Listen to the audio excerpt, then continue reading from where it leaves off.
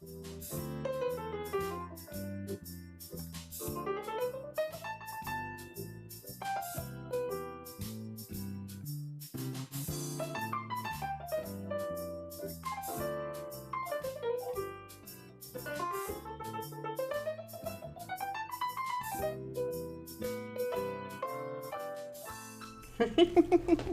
bet. This is Arts Alive. I'm Linda Philippi. Very happy to be with you today, and pleased to welcome our guests, Deb Brooks and Deb Weiner. So welcome, ladies. Thank you for hosting us. Yeah, and we're here to talk about the Arts Alliance of Yamhill County's long-running literary competition, Paper Gardens. So you have been the director for a number of years, coordinator, and passed the torch to Ms. Brooks here. Mm-hmm. So let's talk a little bit about that. You want to start, Deb? You should start. Sure. Well, I had a dream for Paper Gardens that we were able to go more digital. I thought it was time. We still want to be able to have a real book in Paper Gardens because it's a writing contest, a creative writing contest, and we accept poetry and prose from children, teens, and adults who live, work, or go to school in Yamhill County. Mm-hmm. And Paper Gardens was started 29 years ago by a local poet, Rachel Bouchard. And we've kept it going. You know, I spent like 24 hours thinking, Rachel, what was her last name? Mike said, Bouchard. It's like, of course. Well, okay.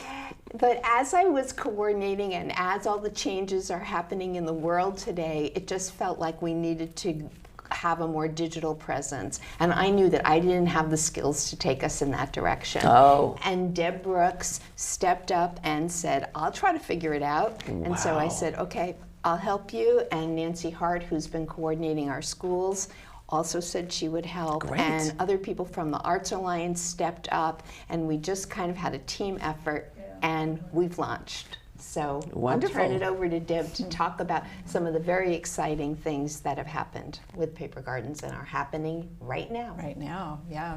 So I've been involved with Paper Gardens for a few years. I've submitted and been published a few times, and I've helped Deb and Nancy with screening some of their student work and helping out at the celebration. So I was familiar with it. I was a big fan of it.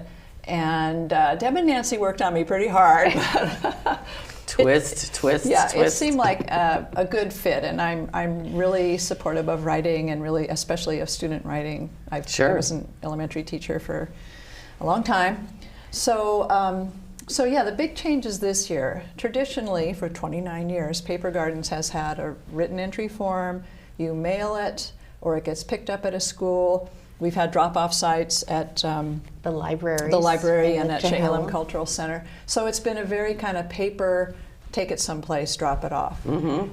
And this year, we really made an effort to, number one, simplify the work for the volunteers, because all the people who work on Paper Garden, especially Deb, have put in many, many hours of all of that, getting out the materials, collecting the materials, not only the entries, but the writing, and then having it given out to the judges or the student reviewers.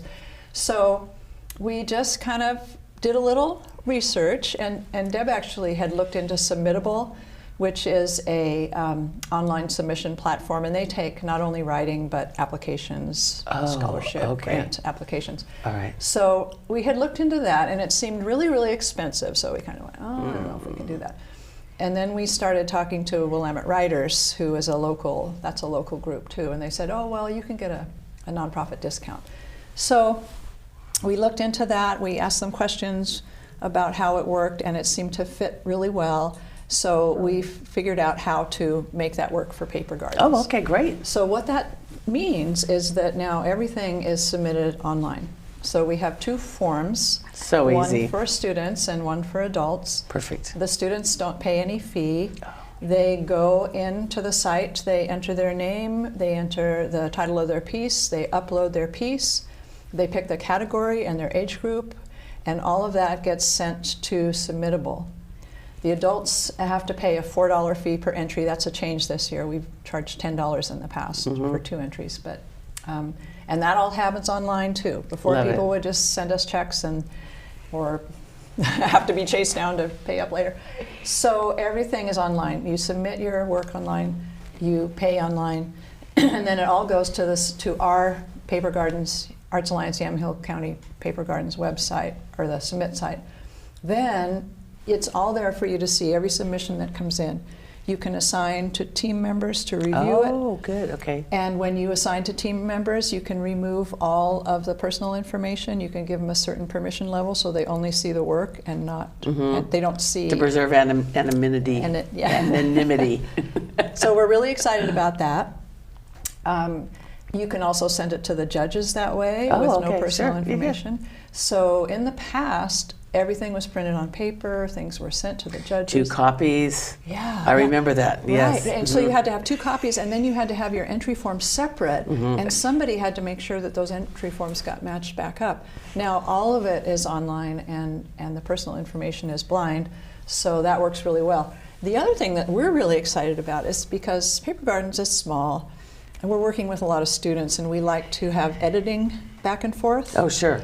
And this submittable site allows that. You can communicate with the writer. You can say, you know, we have an editing coach. What's her name? Stephanie Shaw, who's a local educator and children's writer. Right. Sure. So she can give feedback to the writers, and I've had feedback from an editing coach too, which I really appreciated. Wow. And made some changes. And then they can message back and forth. It all happens on the submittable site. And then you can open that piece for submission, so the student or the adult doesn't have to resubmit again. They just make their changes and then you know, say, okay, I've done it. And save copy or whatever. Right. So there's a lot of messaging capability. Oh, wow. And just the fact that everything is there. We can generate the people who sign up. We can get their names and emails for future communication. So we're pretty excited about it. I think those are the main changes. You know, it's so interesting to me because I think of back in the day, and like I mentioned to you ladies, I coordinated it a couple of years, like 99, 2000, away. It seems like the Stone Age now, and everything was paper, and you're wading through all this stuff. But really, the digital thing, on one level, it sounds, oh my gosh, that's so much more complicated. But once you get past the learning curve, it's actually so much easier. Right. It's a more streamlined and more efficient process, right? Yes, definitely. Oh, that's wonderful. Yeah, and we could download the works to be printed if somebody prefers to look at a printed copy. Right. And we can also download it because eventually we needed digital copies to go to the printer. Okay. So all of that is on the same site. All of the communication is on the same site. It's pretty exciting. And then the way we have promoted this is something new too. So it used to be that we would send flyers to the schools or put posters up in the local businesses. Yes. Yeah, you've been there too, huh? Sure. And now we're using MailChimp. Easy. So we have our distribution list, and originally we separated out principals from kind of general language arts teachers and community groups that would be interested in this, like libraries and bookstores. So everything goes through MailChimp.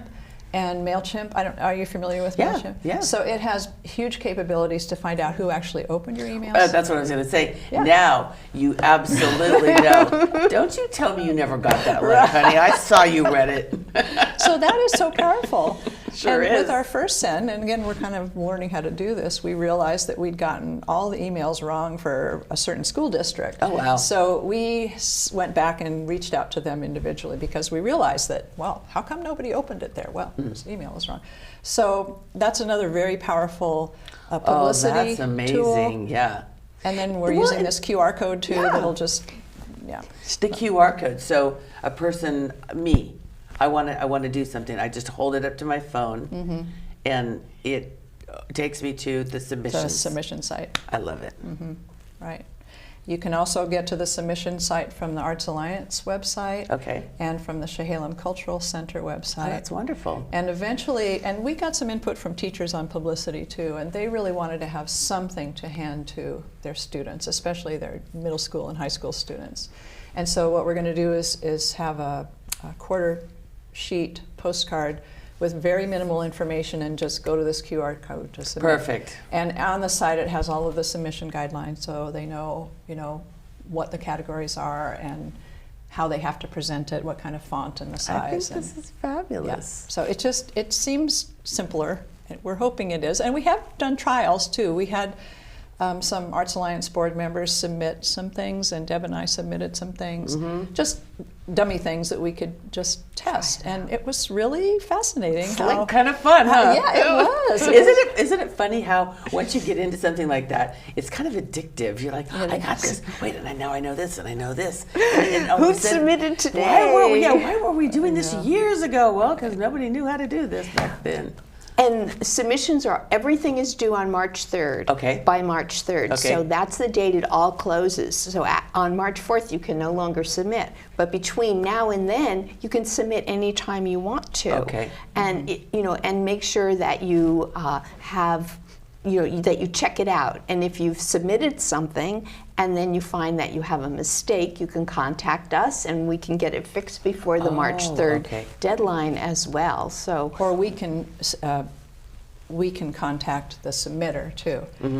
I know Deb submitted just a dummy poem, and she had the date on the bottom, and so I messaged her back and said, Miss Wiener, please remove the date from the bottom of your poem. right, because, and you can have your name on the submission, right? Because it has to be, you have to be able to look at it blind. So that would be something that we would have to, ask people to please Take their name off. take it off.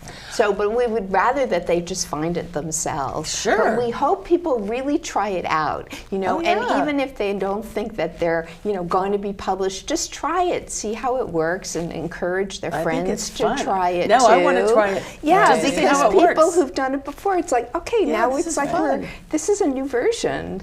So tell me who your judges are. Oh, judges. So we have, for prose, we have Barbara Drake. Oh, perfect. Who, most people in the county know her. She's former Linfield professor, poet, and essayist in her own right. Real huge supporter of Paper Garden, so she's doing our Absolutely. prose. And we have a new judge. His name is Henry Hughes. He's from Western Oregon University. He's a literature professor there. He's a Oregon Book Award winner.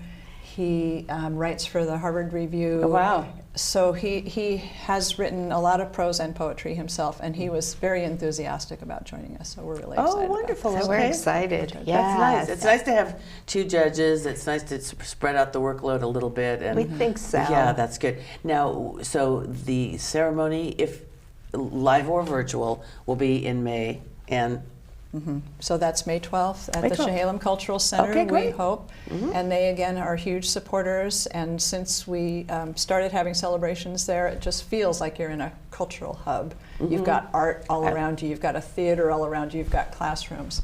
So that just gives legitimacy to it, too. And one thing that you know about this, too, but going to those celebrations as an adult writer, a former teacher, to see those kids oh get my up gosh, oh my gosh, and share I with that know. huge It's like, audience. oh my gosh, yeah. And then to see the adults get up, and the kids are going, well, I could keep doing this for a long time. Yeah, right?